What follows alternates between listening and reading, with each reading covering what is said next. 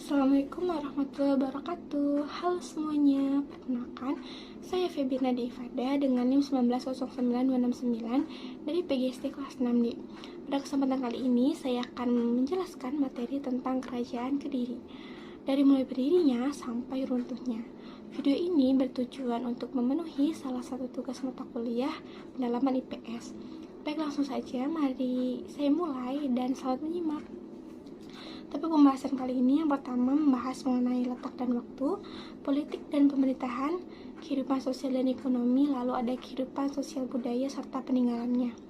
Yang pertama yaitu letak dan waktu. Kerajaan Kediri atau bisa juga disebut Kerajaan Kadiri atau Kerajaan Panjalu adalah salah satu kerajaan Hindu yang terletak di tepi Sungai Brantas, Jawa Timur. Kerajaan yang berdiri pada abad ke-12 ini merupakan bagian dari Kerajaan Mataram kuno. Raja pertamanya bernama Sri Jayawarsa Dikjaya Sasra Prabu yang menamakan dirinya sebagai titisan Wisnu. Selanjutnya adalah sejarah dari Kerajaan Kediri. Sejarah berdirinya Kerajaan Kediri diawali dengan perintah Raja Airlangga yang membagi kerajaan menjadi dua bagian, yakni Jenggala atau Kahuripan dan Panjalu atau Kediri, yang dibatasi dengan Gunung Kawi dan Sungai Brantas. Kerajaan Jenggala atau Kahuripan ini terdiri atas Malang dan Delta, Sungai Brantas dengan pelabuhan Surabaya, Rembang, Pasuruan, dan ibu kotanya adalah Kahuripan. Sedangkan Kerajaan Panjalu atau Kediri sendiri meliputi Kediri, Madiun, dan ibu kotanya adalah Daha. Kemudian kedua putra raja ini memperebutkan tahta kerajaan sehingga dengan terpaksa Airlangga membelah kerajaan menjadi dua. Hasil dari perang saudara tersebut akhirnya Panjalu diberikan kepada Sri Samarawijaya yang pusatnya di kota Daha, sedangkan Kerajaan Jenggala diberikan kepada Mampanji Garasakan yang berpusat di Kahuripan. Namun pada peperangan selanjutnya, Kerajaan Panjalu ini berhasil menguasai seluruh tanah Airlangga. Yang selanjutnya ada peta wilayah dari Kerajaan Panjalu dan Kerajaan Jenggala. Bisa dilihat ya, kedua kerajaan ini sama-sama berada di Jawa Timur dan letaknya bersebelahan. Lalu ada raja-raja yang berkuasa, ada Airlangga, ada Samarawijaya, Sri Jayawarsa, Sri Bhameswara, Prabu Jayabaya, Sri Sarwawera, Sri Aryaswara, Sri Gandra, Sri Kameswara, Kertajaya, dan Jayakatwang. Baik, yang selanjutnya adalah kehidupan politik dari Kerajaan Kediri. Yang pertama Airlangga, pendiri Kerajaan Kahuripan yang memerintah tahun 1009 sampai 1042.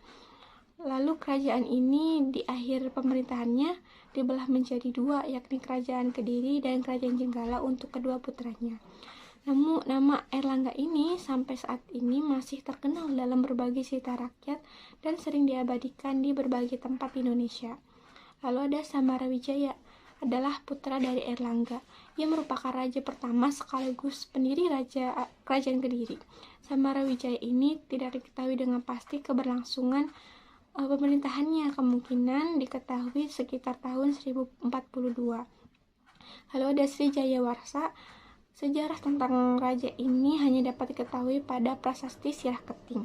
Pada masa pemerintahannya, Jayawarsa memberikan hadiah kepada rakyat desa sebagai tanda penghargaan karena rakyat telah berjasa kepada raja. Dari prasasti ini diketahui bahwa Raja Jayawarsa ini sangat besar perhatiannya kepada rakyatnya. Lalu yang keempat, selanjutnya ada Sri Bhameswara. Banyak meninggalkan prasasti seperti yang ditemukan di desa Tulung Agung dan Kertosono. Prasasti ini ditemukan lebih banyak membuat masalah-masalah keagamaan. Yang kelima, Prabu Jayabaya. Kerajaan ini mengalami masa kejayaan, masa kemasan ketika diperintah oleh Raja Prabu Jayabaya. Tanahnya amat subur sehingga banyak yang menanam macam tumbuhan yang menghijau. Hasil pertanian dan perkebunan berlimpah ruah. Di kota membelah aliran Sungai Brantas, airnya bening dan banyak hidup aneka ragam ikan sehingga makanan berprotein dan bergizi selalu tercukupi. Yang selanjutnya Sri Sarwaswera.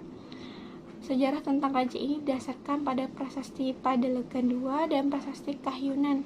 Menurut Prabu Sri Sarwaswera, tujuan hidup manusia yang terakhir adalah moksa, yaitu pemanunggalan Jiwatma dengan Paramatma. Lalu ada Sri Aryaswara. Berdasarkan prasasti angin, raja ini memerintah sekitar tahun 1171. Tidak diketahui dengan pasti kapan naik tahta dan kapan pemerintahannya berakhir. Kemudian ada Sri Gandra. Masa pemerintahan Sri Gandra tahun 1181 yang dapat diketahui pada prasasti Jaring dengan penggunaan nama hewan dalam perpangkatan seperti nama gajah, kebo, dan tikus. Nama-nama tersebut menunjukkan tinggi rendahnya pangkat seseorang dalam istana. Lalu ada Sri Kameswara, raja ke-8 dari kerajaan Kediri adalah Sri Kameswara ini yang disebutkan dalam prasasti Ceker. Lalu ada Kertajaya, ya ini adalah raja ke-9 sekaligus raja terakhir kerajaan Kediri. Disebut dalam prasasti Galunggung, prasasti Kamulan, prasasti Palah, prasasti Wates Kulon, dan Kakawin Negara Kertagama serta Kakawin Pararaton. Pusaka Kediri ini runtuh karena dilakukan oleh Ken Arok karena Kediri tidak mau mengakui bahwa Ken Arok sebagai bupati di Tumapel.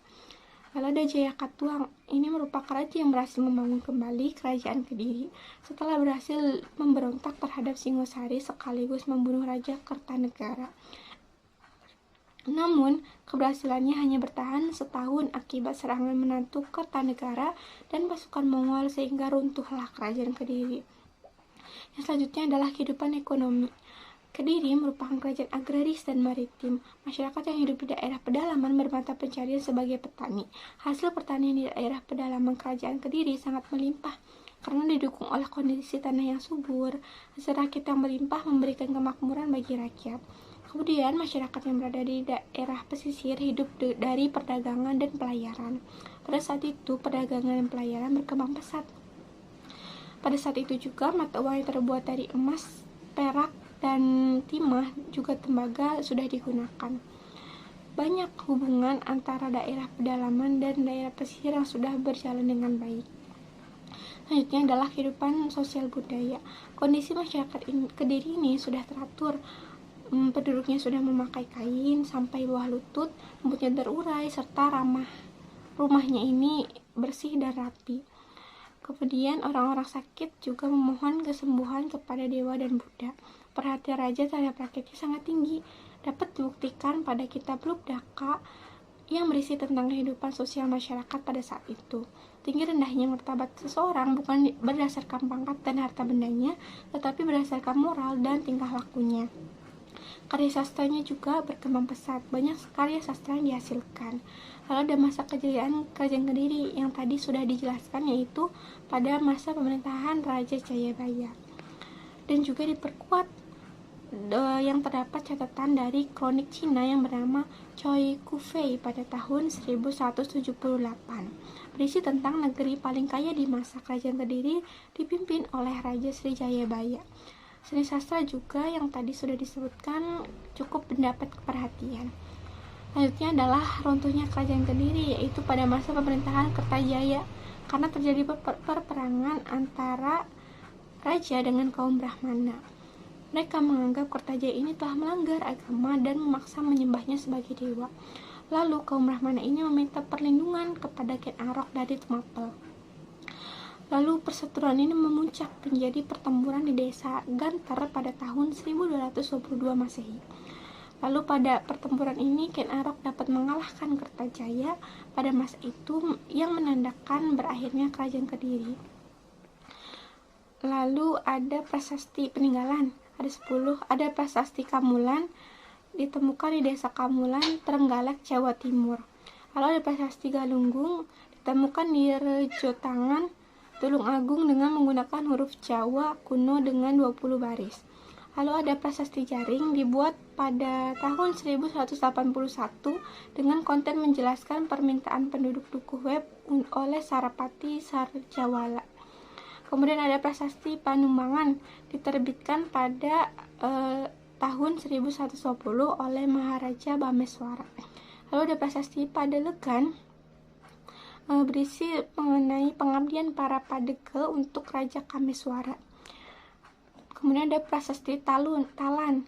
Prasasti Talan ditemukan di desa Gurit, Blitar, Jawa Timur yang dibuat pada 1136 Masehi. Berisi tentang masuknya desa Talan ke wilayah bebas pajak Panumbang. Ketujuh ada prasasti Carah Keting, kemudian prasasti Ceker, prasasti Kertosono yang berisi tentang agama-agama. Kemudian 10 prasasti Ngantang yang berisi pemberian tanah bebas pajak oleh Jayabaya untuk desa Ngantang. Ada peninggalan selanjutnya yaitu candi. Ada 5 candi. Yang pertama Candi Penataran, berada di lereng Gunung Kelut bagian barat daya, tepatnya di utara kota Blitar. Candi ini masih bisa kita lihat sampai sekarang. Lalu Candi Tondowongso ini ditemukan di Desa Gayam, Kecamatan Gurah, Kediri, Jawa Timur pada tahun 2007. Kemudian yang ketiga Candi Tuban. Candi ini telah luluh lantah dan hanya tersisa pondasinya saja. Yang keempat ada Candi Gurah. Candi ini ditemukan di Kecamatan Gurah, Kediri, Jawa Timur. Candi ini ditemukan di Kecamatan Kediri pada tahun 1957.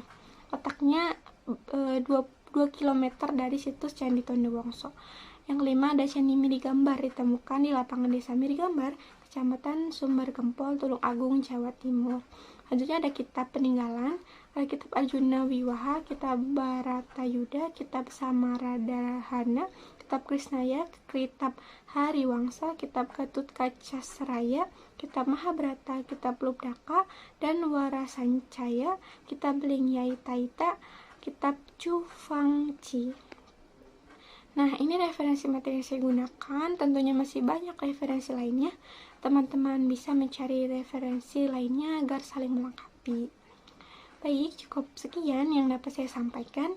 Semoga bermanfaat. Mohon maaf apabila ada kekurangan. Terima kasih atas perhatiannya. Wassalamualaikum warahmatullahi wabarakatuh.